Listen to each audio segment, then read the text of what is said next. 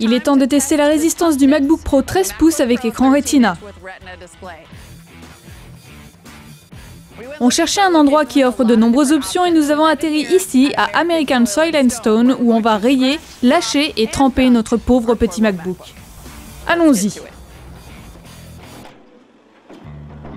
Tout d'abord, il y a une chose que je considère comme une faiblesse chez le MacBook Pro, c'est sa coque en aluminium. Il est déjà un peu éraflé uniquement parce qu'il a été posé sur des cailloux, donc nous avons décidé de pousser un peu le concept du test de résistance aux rayures. Ok, mettons-le. Venez!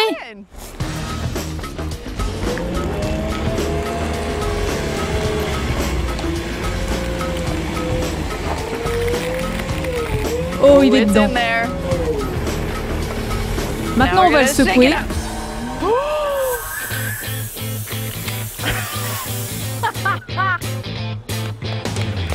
C'était génial. Bon, je parie qu'il est un peu rayé.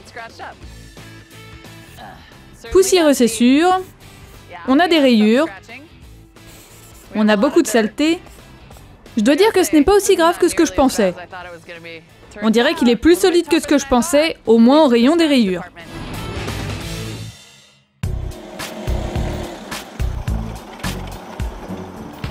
Oh, je vais faire attention, je ne veux pas l'éclabousser. Au sujet de notre MacBook Pro, je dois dire qu'il est assez sale, donc je pense qu'il est temps pour lui de prendre une petite douche, alors qu'il est ouvert. Oh, c'est horrible, c'est juste affreux. C'est comme si on prenait des photos et qu'une flaque sur la route nous éclaboussait. Il a été arrosé un peu plus longtemps que ça, alors récupérons-le. Ok, l'écran est définitivement éteint. Je voulais juste le nettoyer.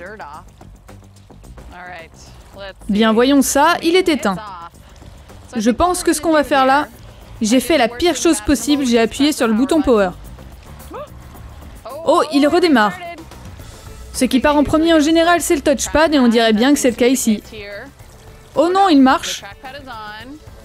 Je suis connecté. Ce truc est vraiment plus solide que ce que je pensais. Il marche parfaitement après sa petite douche. Il est temps de continuer.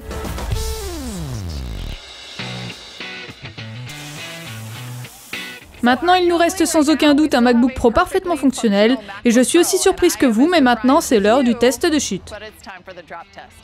Allez, 3, 2, 1, c'est parti! Il n'a pas glissé du tout. Il a vraiment fait du bruit, il est cabossé, il y a vraiment une grosse entaille ici. Voyons si je peux le faire glisser un peu. 3, 2, 1...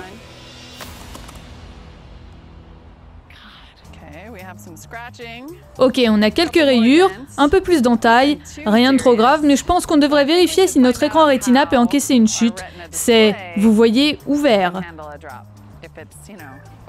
3, 2, 1... La charnière est un peu dure, mais l'écran n'a rien. Je ne vois pas vraiment plus de marques.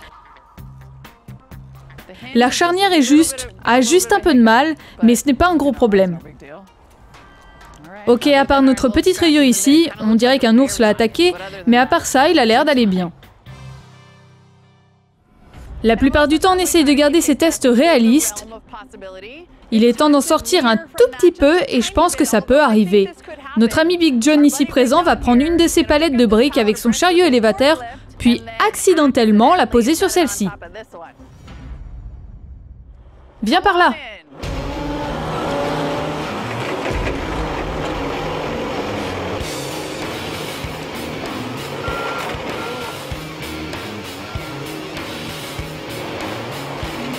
Nous y voilà.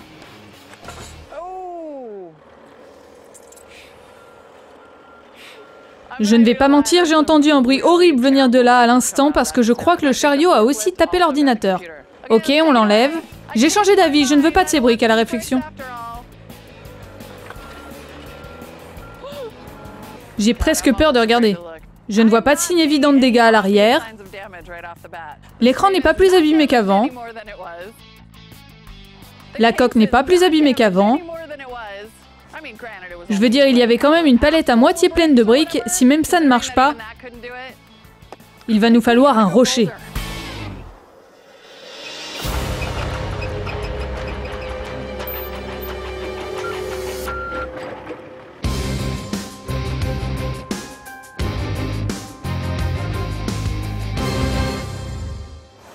Ok Big John, j'ai besoin d'une grosse pierre. Amène-la.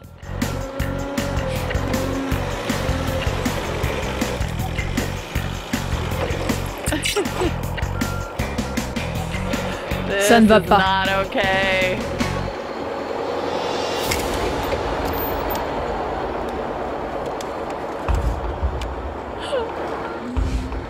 Comme ça, on le pose juste.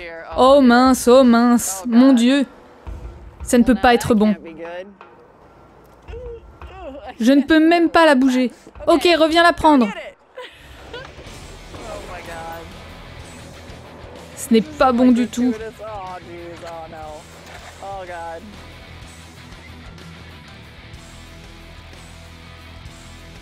On a définitivement bousillé la palette. Bon, voyons voir.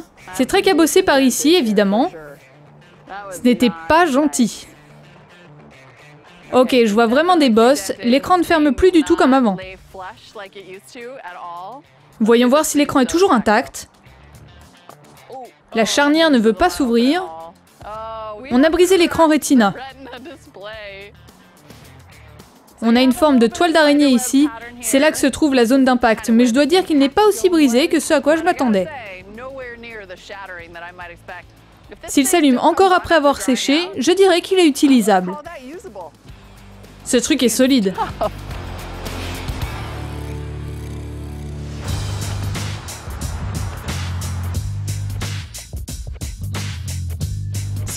Nous sommes de retour au bureau et nous avons gardé notre MacBook Pro dans un sac de riz pendant 24 heures. Beaucoup de riz. Il était posé à plat. Donc on va le sortir et voir s'il s'allume. On secoue le riz. Pour lui donner le maximum de chances de survie, on le branche. Voyons.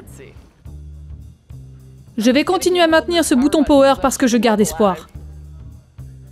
Je n'ai pas de lumière verte sur le chargeur et aucune activité sur l'écran. Je ne sais pas si c'est l'eau ou la pierre, mais je suis désolée d'annoncer que notre MacBook Pro est mort.